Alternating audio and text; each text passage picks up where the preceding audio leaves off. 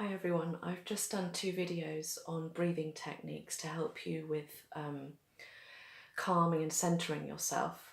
And this video is a bit more personal, I suppose, in the sense that it's something that we've been trying as a family in the way that we communicate with each other. And for me, it's been extremely powerful.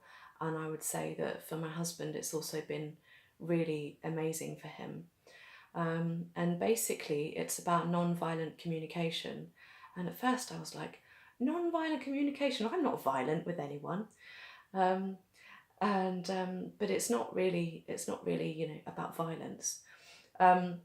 It's much, much more than that. Michael Rosenberg, and I'll put a link to the 3-hour video that we watched together. Some of it my daughter watched as well, and it's quite good because he uses puppets. He uses a giraffe and a jackal to help kind of explain the two.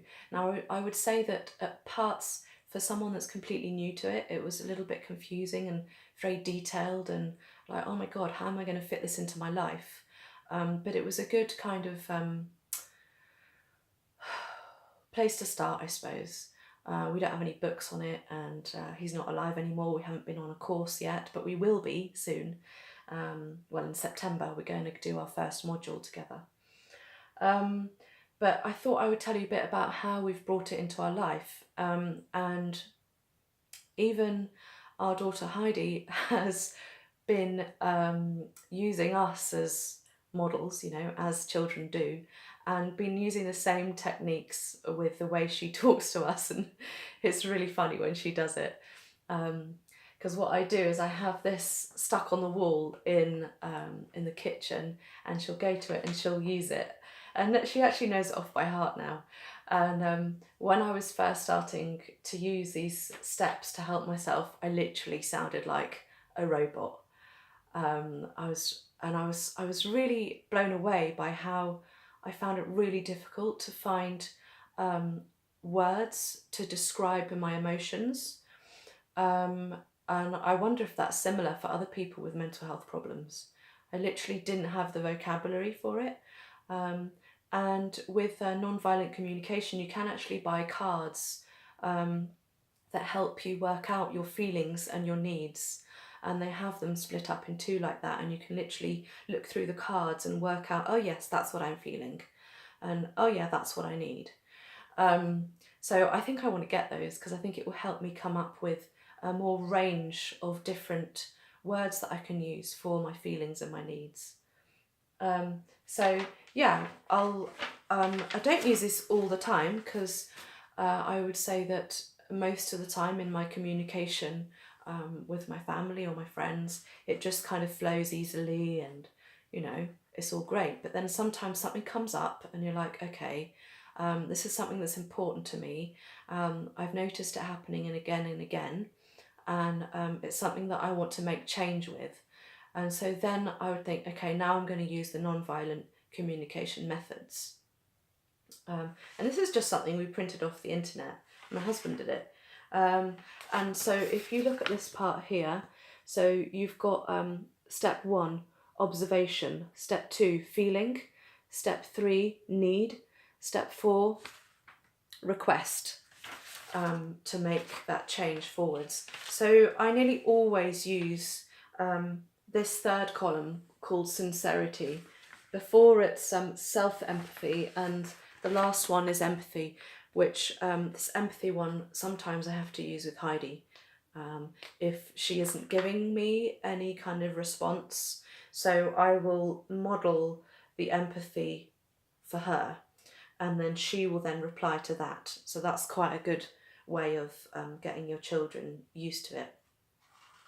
So for example, at the top it says, when I see or when I hear you say, or when I see socks all over the floor, like my daughter loves to do, I'll bring that up using this technique. And then it says, I am feeling. So then I'll come up with a feeling relating to seeing the socks on the floor again and again, and that nothing's happening, and I don't want to be the one to collect them all the time and put them in the wash or put them away. So I'll say how that makes me feel, and then it says because I need. So then, because I need the socks to be cleared for a kind of Zen environment so I can walk around freely. And you never talk about it from the other person's perspective. It's always coming from you. You can't imagine what someone else, you're not pointing at them. It's always coming from you. So because I need to feel calm and like I have freedom of movement and, whatever it might be. So I would like to ask you to move the socks, or as soon as you take the socks off, to put them either in the wash or away, or somewhere out of the way, so that it's done straight away, and it means that I don't have to talk like this with you over and over again. And actually, it took the third time for me to bring it up. And I waited, a couple of days or a week in between before I brought up again.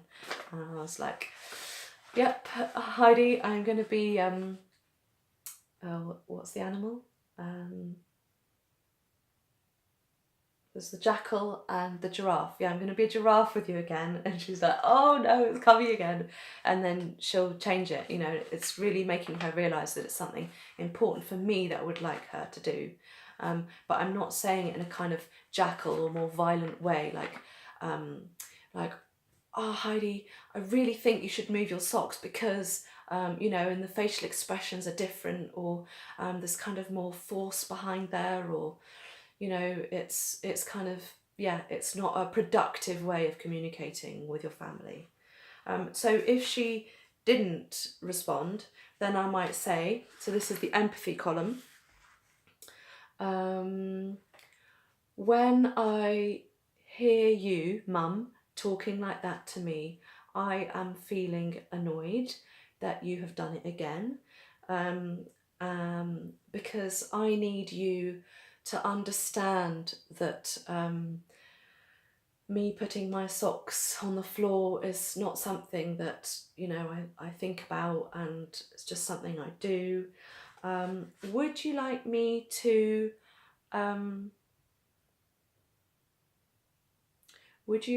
so this is me talking as if I am her to me.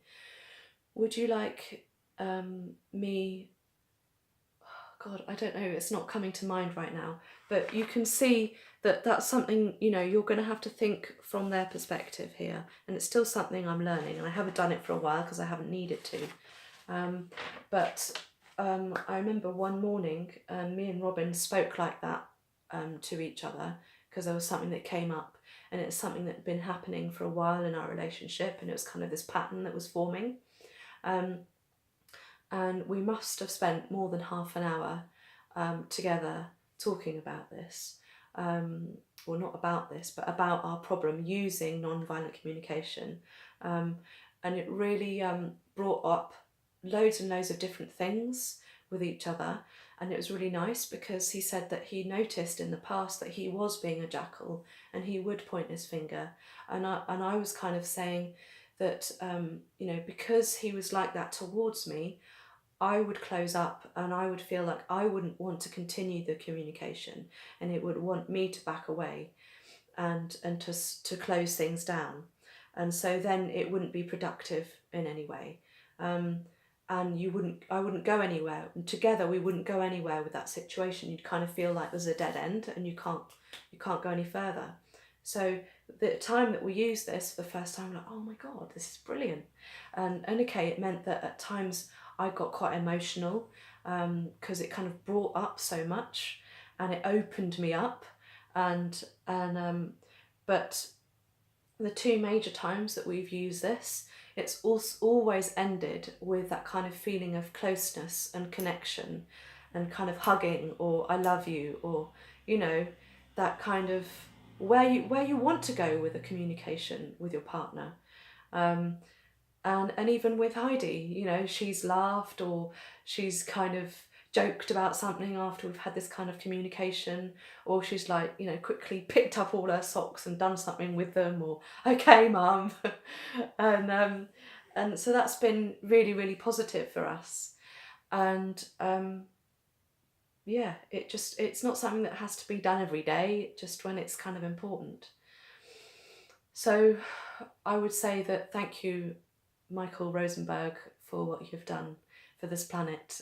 He's done, you know, he's dead now, but he did so many courses. He's written lots of books, and we have now a book that I can show you that we're looking at every so often, kind of dipping into, and it's actually his wife that wrote it, and it's focusing in on and how you can use it as parents within your family. So yeah, if you haven't heard of this, I would look it up, because I think that people with mental health issues can learn a lot from this nonviolent communication, and can find new ways of expressing themselves, and really connecting with themselves and connecting with others, and just finding kind of a new way, a new path with talking and being with others. And I found that the times that when I did it,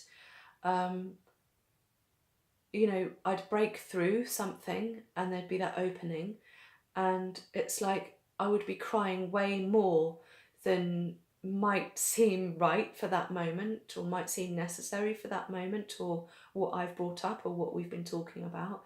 But I think because it's new to us and we're doing it for the first time, it's kind of cracking something open, and it releases something, and I really feel like you know, it's coming out more than it might need to. So it's like you're just kind of letting it all out, and you know, I'm crying and I'm crying and I'm crying, and then there's just, if you just let it come, and then in the end it stops, and then I felt when it stopped that my heart felt so much more open, and I was like, oh, just like this huge release and letting go, and just kind of relaxing. And I would just kind of sit there, you know, we might be in the car or whatever, and I'm just looking at my surroundings calmly and just like, okay, now I can move forward in my life. I can just, you know, I don't have to deal with that anymore. I feel like it's been dealt with, and that can be kind of put to sleep, put to bed. It's just like,